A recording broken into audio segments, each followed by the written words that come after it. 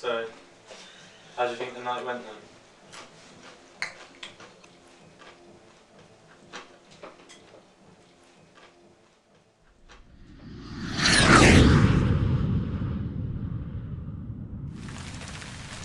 Welcome to Southampton.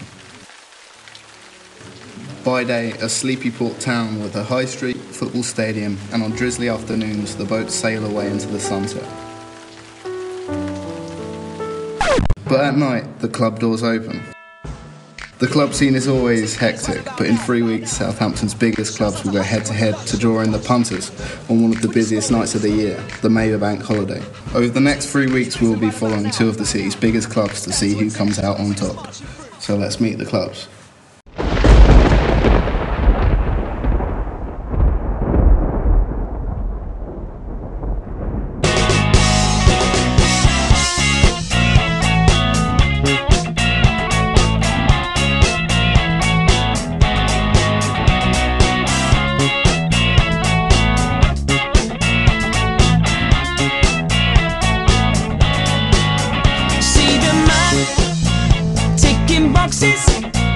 Crossing out names with the platinum card. He's making so hard to make sure that you're doing everything that you say.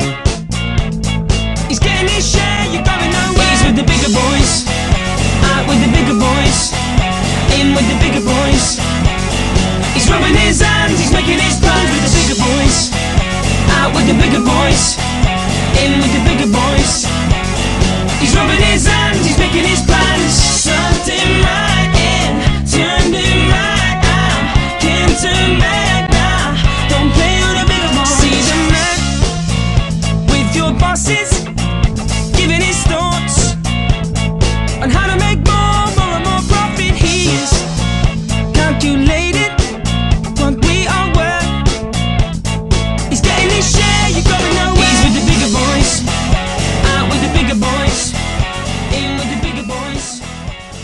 He's rubbing his hands, he's making his plans with the bigger boys, out with the bigger boys, in with the bigger boys.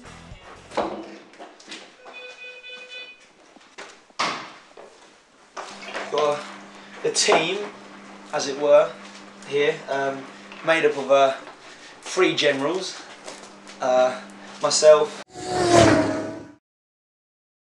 Richard, Gilbert and Richard Sims. A tight unit, I would say. We do have titles, we don't really stick to them, but if we had to be labelled, I'm the promotions manager. I take care of basically all the events we run here. You've got Richard Sims, and he's the club manager, and he basically does the paperwork and controls the bar and staff in the premises. And then you've got Rich Gilbert, who's the owner, and he basically works alongside me now and again. I mean, we aren't really organised, to be honest. There's no real organisation here. It's just kind of like get on with your jobs. Like my job, for example, you know, I kind of like make my own schedules up. I kind of do what I want to do, and I'll say that's the same for Rich Sims as well. He takes it a little bit more serious than me, to be honest, but a lot more serious. He's a bit boring, you know. And Gilbert, he's a laugh, he's a right crack. He's the owner, obviously, so he doesn't have to do nothing. Really, he's got it well easy. Good team. We enjoy it. We have a laugh. Me and Gilbert anyway. Managers a little bit, you know, getting into partying or having fun or smiling. Apart from that, it's not really anyone else. To be fair, I mean, we don't really need anyone else. There's not really anything for anyone else to do.